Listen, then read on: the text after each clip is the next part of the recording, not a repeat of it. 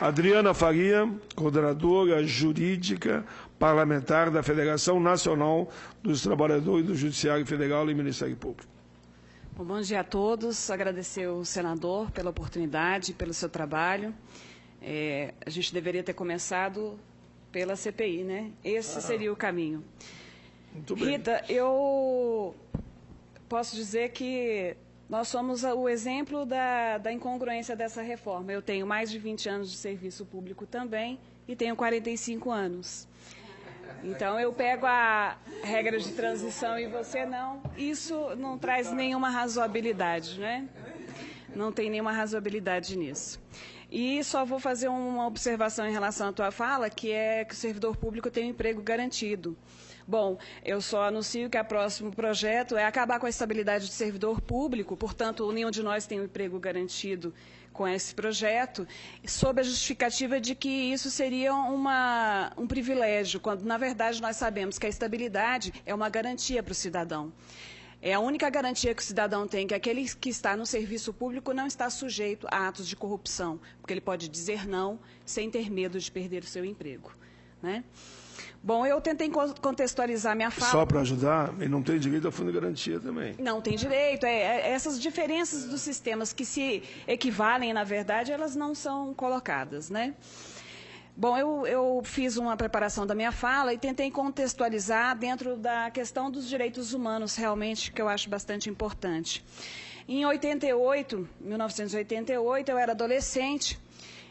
Mas eu me lembro bem da Constituinte, né? Eu peguei o final do regime militar, eu vi o movimento das diretas já e assisti também a Constituinte. Eu sei, nós sabemos que a Constituição Cidadã, ela não foi entregue de mão beijada, né? E não foi planejada também dentro de um gabinete para ser entregue à população. Ela é resultado da insatisfação do povo, da luta do povo, de um triste histórico mundial de muita violência e vilipêndio dos direitos humanos, né? Que atingiram seu auge aí no século XX, resultado de guerras e violência, mas resultado também de muita luta e coragem. Portanto, ela não foi imaginada e entregue ao cidadão. Não é um projeto de governo, é um projeto de nação, a nossa Constituição. Assim, a Constituição de 88 erigiu a dignidade da pessoa humana e a prevalência dos direitos humanos como princípios fundamentais da República Federativa do Brasil. Um sistema constitucional que escolheu o homem como beneficiário da proteção jurídica. O homem, e não o capital. Mas, de emenda em emenda, a nossa Constituição está virando realmente uma verdadeira coxa de retalhos. Algumas delas realmente repararam algumas distorções do sistema, porque a gente sabe que a democracia acaba sendo a ditadura da maioria, e a gente precisou corrigir algumas coisas, né? Mas boa parte delas tem servido realmente para deteriorar e desfigurar nosso sistema constitucional. A PEC do limite dos gastos, a PEC da reforma da Previdência, a reforma trabalhista, a terceirização, elas trazem a exata noção de que a gente está girando a roda do tempo para trás. Ao invés de estarmos lutando por novos direitos para evoluir a nossa sociedade, nós estamos tendo que lutar para preservar os direitos que já são nossos. Portanto, a gente está girando a roda do tempo para trás, tendo que lutar pelo que já lutou antes, como se não houvesse um histórico de luta para tudo que se tem hoje, né? Bom, o que está sendo feito nas reformas e nas PECs é como se eu pegasse um papel de grafite e passasse a borracha, irresponsavelmente, apagando os direitos que existem na Constituição Cidadã. É a ruptura de um sistema constitucional, e isso é muito grave, muito grave. É a mudança das escolhas de uma sociedade de uma forma totalmente ilegítima. É mudar as escolhas de uma sociedade por meio de PECs que são tratadas dentro de gabinetes fechados, com ideias mirabolantes de pessoas que não têm o menor compromisso com o povo. A arrogância surda do parlamento ignora a população brasileira e o que ela quer em termos de país. Rasga a Constituição para construir um Brasil que nós não queremos entregar aos nossos filhos. Nós não queremos entregar este Brasil que está sendo trazido para nós. Faz-se a escolha por um Estado mínimo a portas fechadas em gabinetes. Bom, então a solução para a crise é o Estado mínimo. Uma escolha de sociedade feita a gabinete fechado. Trazer o Estado mínimo como resposta sem ouvir a sociedade, ou pior, ignorando os gritos da sociedade. É uma mudança no caráter da nossa nação, da forma de vida da nossa população. Fazer a escolha de um Estado mínimo e transformar o nosso país numa nação de miseráveis sem dignidade de vida? É essa a escolha por meio de uma PEC. Algumas, né? Que é todo um conjunto destruindo o que nós temos de sociedade, de pensamento, de sistema constitucional. Quando uma Constituição deixa de refletir os valores do seu povo e os desejos da sua sociedade, ela deixa de ser a lei que legitimamente pode comandar uma nação. Torna-se um documento vil de vontades personalizadas e de interesses espúrios e se torna a vergonha de um povo. Quando a Constituição deixa de representar a vontade do povo, ela passa a ser a vergonha desse povo. E é isso que estão fazendo com a nossa Constituição. Transformando um texto da Constituição Cidadã numa vergonha para o povo. Mas nós temos uma justificativa para isso, né, senadora? A justificativa é a crise. A crise fiscal, a crise econômica, financeira. E aí é uma lógica dos fins justificam os meios. Só se esquecem de dizer que a maior crise que nós enfrentamos hoje é a crise da moralidade. É a crise da falta de vergonha na cara. Essa é a crise verdadeira que nós estamos enfrentando nesse país. Porque se essa não houvesse, as soluções que seriam pensadas para a crise fiscal, financeira e econômica seriam outras. E aí nós realmente atacaríamos os verdadeiros males que corroem esse país. Porque as atuais soluções propostas seguem a mesma lógica nefasta de sempre, mais para quem tem mais e menos para quem tem menos. Essas são as soluções trazidas. No que diz respeito especificamente à PEC 287, estão sendo desprestigiados os direitos sociais. A Constituição diz, são direitos sociais, a educação, a saúde, o trabalho, a moradia, o lazer, a segurança, a previdência social, a proteção à maternidade e à infância, a assistência aos desamparados. A PEC que limitou os gastos, a PEC da reforma da Previdência, a reforma trabalhista e a terceirização, elas vão fulminar o acesso a todos esses direitos. Fulminar. É um verdadeiro hecatombe que acaba por arruinar os direitos humanos e a dignidade da pessoa humana. É bom lembrar que o Estado tem o dever de proporcionar aos indivíduos o pleno exercício dos direitos sociais, para que possam viver com dignidade. Bom, pelo menos é isso que diz o Pacto de São José da Costa Rica, do qual o Brasil é signatário.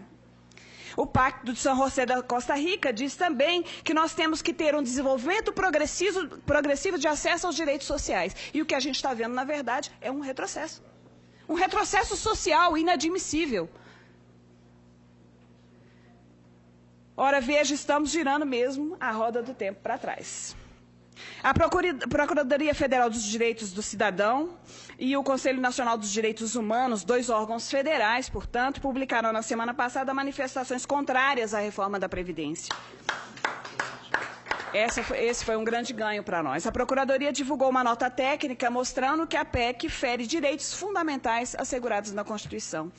Destacou aí na sua nota técnica alguns pontos que realmente ela faz um confronto do que está sendo violado dentro da Constituição, que seria o aumento da idade mínima para aposentadoria, equiparação entre homens e mulheres, redução no valor do benefício, tratamento dado aos trabalhadores, restrição na concessão de pensões, fixação no tempo da aposentadoria especial e na acumulabilidade de benefícios e alterações dos benefícios concedidos a idosos e às pessoas com deficiência. Todos esses são tratados como violações da Constituição. Em linhas gerais, o que a gente poderia dizer aí em relação à drástica mudança do funcionamento da nossa sociedade? Bom, aumento da idade mínima de 65 anos. A gente sabe que isso ignora, né, que algumas regiões do país sequer alcançam 65 anos de expectativa de vida. Então, a gente vai torcer para Deus ou para Inciso, né, para poder conseguir chegar à aposentadoria. Fazer comparação com países europeus, bom, primeiro me dá a qualidade de vida da Europa, e aí a gente começa a discutir. Me dá o acesso à saúde, porque com a saúde que nós temos, muito pouca gente chegará aos 65 anos. Nós levamos meses e meses para conseguir fazer um exame simples de saúde no nosso sistema. E vai piorar com a restrição de 20 anos em cima disso daí. Equiparação entre homens e mulheres, bom, eu teria uma infinidade de coisas para falar a respeito disso, mas eu vou me conter à disposição constitucional que diz que todos são iguais perante a lei. Essa é a isonomia constitucional, que é a isonomia tratada pelo aspecto substancial, que trata iguais como iguais e diferentes como diferentes. Só assim se traz efetivamente a igualdade entre todos nós, porque somos diferentes realmente. Dizer que essa igualdade de idade é uma conquista para as mulheres, ou como disse o nobre deputado Rodrigo Maia, uma reivindicação das mulheres, é um deboche. Eu gostaria de saber quais foram as mulheres, ou representantes, ou movimentos que procuraram o deputado, né, das mulheres, para dizer que sim, nós queríamos a igualdade de idade, porque isso é uma conquista para as mulheres. Isso é um deboche. É um deboche, é um desrespeito com as mulheres, sem reconhecer que a diferença de 5 anos que existe hoje nada mais faz do que reconhecer a jornada invisível que as mulheres desempenham, que segundo o IPEA é de 5 anos, cerca de 5 anos. Nós não conquistamos a igualdade social, nem de condições de trabalho, portanto, não há que se falar em retirada de direitos para que venha a igualdade. Isto é realmente um deboche. Bom, tempo mínimo de contribuição de 15 para 25 anos, tempo mínimo de 30 para 49 anos para uma aposentadoria integral. É realmente desconhecer que o brasileiro passa cerca de 16 anos sem contribuir para a Previdência durante sua vida laboral, porque, naturalmente, entre um emprego e outro, fica sem contribuir. Com a terceirização, isso vai se agravar ainda mais. Ou seja, é inatingível, é claramente inatingível essa condição. E é claro que isso é a extinção do direito à aposentadoria. O tratamento ao trabalhador rural, ao professor e aos que exercem atividade de risco só demonstra que é de uma concepção de gente que não conhece o trabalho da roça e nem quer conhecer. Que desrespeita os professores, sistematicamente desrespeitados, desrespeita o trabalho que eles desenvolvem e ignora ou quer ignorar os riscos de uma atividade que envolve riscos e que precisa de uma idade razoável para ser desenvolvida. Né? Da segurança, principalmente. Quanto ao servidor público, o que a gente pode dizer, eu já tive a oportunidade de dizer isso em outra audiência pública na Câmara, é que nós fomos escolhidos como os bodes expiatórios dessa crise, como se fôssemos os responsáveis pela dilapidação dos cofres públicos, mas, na verdade, isso é uma cortina de fumaça para desviar a atenção dos verdadeiros ladrões dos recursos públicos, né? Encontrar alguém para botar a culpa e desviam a atenção da classe política, onde se encontram os verdadeiros ladrões deste país, que acabam com os recursos públicos. Não os servidores públicos, que agora têm que se envergonhar de ter feito concurso e de servir a população. É uma distorção total dos valores dessa sociedade.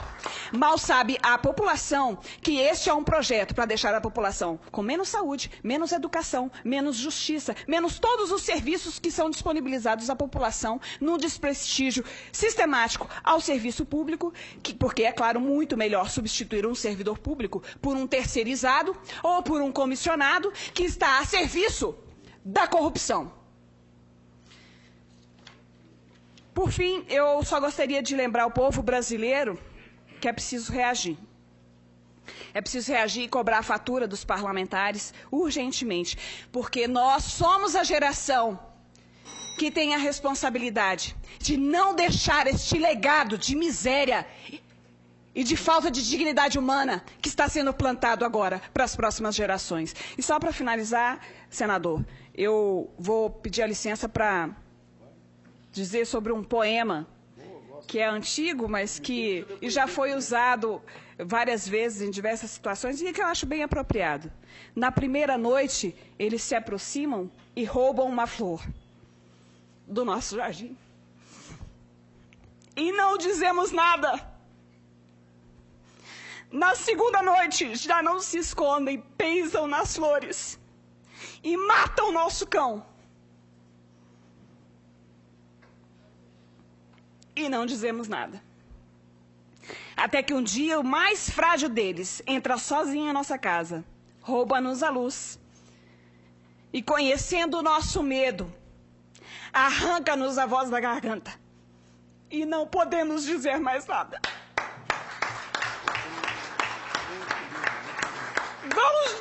Vamos dizer, enquanto podemos, que nós não queremos este país que estão plantando para nós. Muito bem, Adriana Faria, coordenadora do Jurídico Parlamentar da Federação Nacional dos Trabalhadores do Judiciário Federal e do Ministério Público, que termina com um poema, e eu vi aqui ao lado dela algumas lágrimas escorrendo no rosto e a voz embargada. É assim que o povo brasileiro está, e eles não querem enxergar. O teu poema no final, e todo o contexto muito bem colocado, é assim que o povo brasileiro está sentindo. E o presidente parece que não quer entender, não quer ver, não quer enxergar. É tirar o povo para idiota. O nosso povo não é idiota. Mas Deus é pai, como eu digo às vezes, né? Lá em cima tem alguém que está torcendo pelo bem